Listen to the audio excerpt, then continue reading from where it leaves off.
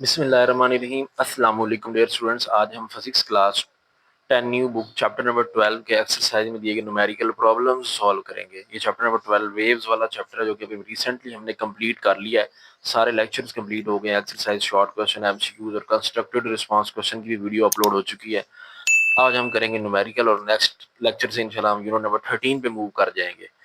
तो numerical problem अगर आप देखें तो इसमें सबसे पहला जो न्यूमेरिकल प्रॉब्लम है उसमें हमें कहा क्या जा रहा है, उसमें हमें कहा यह जा रहा है the wavelength of wave is 2 metre. हमें वेव की वेवलेंथ बताई गई है 2 मीटर है and its frequency is 5 hertz. उसकी फ्रीक्वेंसी बताई गई है वो 5 हर्ट्ज है। तो दो चीजें हमें बता दी गई हैं, वेवलेंथ भी वेव की पता है 2 मीटर है, फ्रीक्वेंसी भी वेव की पता है 5 हर्ट्ज है। What is the speed of the wave, wave की स्पीड, कितनी स्पीड से ये वेव ट्रेवल करेगी जिसकी फ्रीक्वेंसी 5 हर्ट्ज है और वेव लेंथ 2 मीटर है। तो आइए सॉल्व करते हैं। तो इन न्यूमेरिकल को ना सॉल्व करने से पहले कुछ की फार्मूलाज हैं हमारे पास, वो आपने याद रखने हैं। मेन फार्मूला पहले दो ही हैं, v is equal to F lambda, इसको वेव इक्वेशन भी कहते हैं, और ये फ्रीक्वेंसी होती है reciprocal of time period, f is equal to 1/t। ठीक है, अब इन्हीं से एडजस्ट करके ना आप इनको रीएडजस्ट करके रीअरेंज करके आप इनके दो फार्मूले नए बना सकते हैं। वो ये है कि अगर आपको यहाँ से लेमडा निकालना पड़ जाए तो एफ उधर जाके डिवाइड हो जाएगा, तो lambda is equal to V over F. तो तीसरा फार्मूला आपको नजर आ रहा है, lambda is equal to V over F. अब यहाँ पे अगर फ्रीक्वेंसी निकालनी हो तो टाइम पीरियड दिया होगा, आपने उसको 1/t कर लेना है। लेकिन अगर आपको फ्रीक्वेंसी दी और टाइम पीरियड निकालना हो तो फिर टाइम उधर चला जाएगा, एफ इधर आ जाएगा, तो t is equal to 1/f। ये चार फार्मूले हैं, ये आप कॉपी पे साइड पे लिख लें, ये इन्हीं से ही सारे न्यूमेरिकल हल हो जाने हैं। अब पहले न्यूमेरिकल की तरफ चलते हैं, हमें जो जो दिया हुआ ना आप वो लिखें।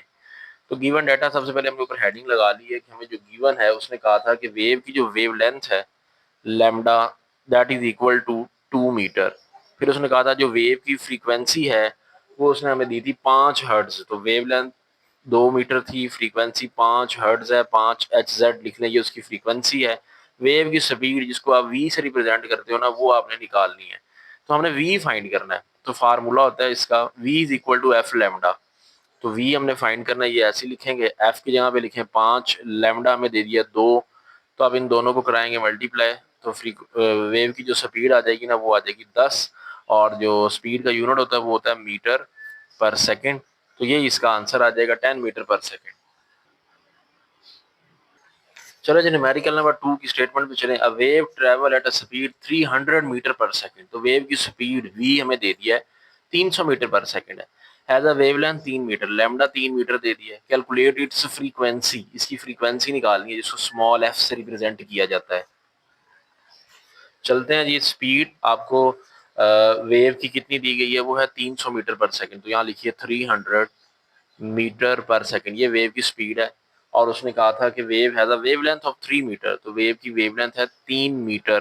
कैलकुलेट इट्स फ्रीक्वेंसी, तो v is equal to F lambda formula हम यूज करेंगे। लेकिन अब यहाँ पे प्रॉब्लम ये है कि हमने v नहीं f निकालना, तो f को सेपरेट करना है। f के साथ क्या चीज है, लैम्डा आ रहा है, लैम्डा f के साथ मल्टीप्लाई हो रहा है, तो इसको हम उस तरफ ले जाएंगे तो ये उधर जाके डिवाइड हो जाएगा। तो ये हो जाएगा v over lambda that is equal to f। अब हमने ना f निकालना है, ठीक है। दूसरा हमने जो चीज फाइंड करनी होती है ना उसको जरा लेफ्ट साइड पे लिखना चाहिए, तो हम इसको ना जरा रीअरेंज कर लेते हैं। नेक्स्ट स्टेप में f is equal to v divided by lambda, ठीक है। तो नेक्स्ट स्टेप में ये पुट करें वैल्यूज इसकी, तो f इज इक्वल टू, अब v की जगह पे आपने क्या लिखना है, v हमारे पास ऊपर दिया गया है 300, वो देखिए 300, लेमडा की जगह पे 3 लिख देंगे।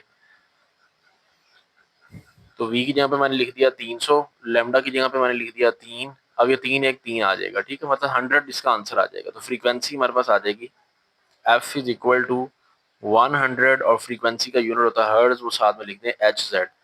तो यही हमारा फाइनल आंसर बन जाएगा न्यूमेरिकल नंबर 12.2 का। चलें जी तीसरे न्यूमेरिकल की तरफ मूव करते हैं। स्टेटमेंट है जी, a sound wave has a frequency 250 hertz. अब फ्रीक्वेंसी दे दी गई है, स्पीड 340 मीटर पर सेकंड है, वी भी दे दिया गया है। Find its wavelength, lambda find करना वेव लेंथ। तो गिवन डाटा में जो दिया गया वो फ्रीक्वेंसी में दे दी गई है 250 हर्ट्ज आपको फ्रीक्वेंसी दे दी गई है। वेव की जो स्पीड है वो है 340 metre per second, 340 metre per second से ये स्पीड से वेव मूव कर रही है 340 मीटर पर सेकंड से। फाइंड इट्स वेवलेंथ, लैम्डा आपने फाइंड करना है। तो इसका क्या फार्मूला होता है, फार्मूला हमने फिर पढ़ा हुआ वही v is equal to F lambda, क्योंकि v f और लैम्डा उसी फार्मूले में आते हैं ना। तो गिवन डाटा से हम दे के अंदाजा लगाते हैं कि हमारा फार्मूला कौन सा लगना है। तो अब आपने लैम्डा फाइंड करना है, तो एफ उधर जाके डिवाइड हो जाएगा, तुम्हारे पास बन जाएगा lambda is equal to, equation separate जब हो जाएगा और लैम्डा सेपरेट कर लेंगे ना, तो एफ वी के नीचे डिवाइड हो जाएगा, वी डिवाइडेड बाय एफ। ठीक है जी, तो वैल्यूज लगाते हैं। वी 340 है, एफ फ्रीक्वेंसी आपको दी गई है 250, तो आपने 340 को 250 से डिवाइड करा लेना है। कैलकुलेटर उठाते हैं, इसका आंसर निकाल लेते हैं कितना आता है, अभी चेक कर लेते हैं। तो ये कैलकुलेटर मैं इसको सॉल्व कर रहा हूँ, 340 डिवाइडेड बाय 250, तो 1.36, तो 1.36 वेवलेंथ का आंसर आ जाएगा। वेवलेंथ का यूनिट मीटर होता है, साथ में यूनिट भी लिख लेंगे। तो 3 न्यूमेरिकल कंप्लीट। चौथा न्यूमेरिकल है, a wave has a frequency 50 hertz, wave की फ्रीक्वेंसी 50 हर्ट्ज है, how much time does it take to complete one wave. तो एक वेव मुकम्मल होने के लिए इसको कितना टाइम दरकार होगा। अब देखिए, वेव के लिए जो टाइम है ना, वो टाइम पीरियड होता है, हम टाइम स्मॉल टी नहीं लिखते, हमने पढ़ा था वेव का जो टाइम है वो टाइम पीरियड होता है, कैपिटल टी से लिखते हैं। तो फ्रीक्वेंसी आपको दे दी गई है, टाइम पीरियड आपने निकालना है, तो फार्मूला आप यूज करेंगे। फ्रीक्वेंसी आपको कितनी दे दी गई है, फ्रीक्वेंसी में दे दी गई है 50 हर्ट्ज। तो पहले तो यहाँ लिख लेना 50 हर्ट्ज आपके पास फ्रीक्वेंसी है। ठीक है, आपने टाइम पीरियड निकालना है। हमने पढ़ा हुआ है टाइम पीरियड और फ्रीक्वेंसी एक दूसरे का ना रेसिप्रोकल होते हैं, तो T is equal to 1/f। तो T is equal to 1 divided by F की जगह पे लिखें 50। वन को 50 पे आपने डिवाइड करवा लेना है।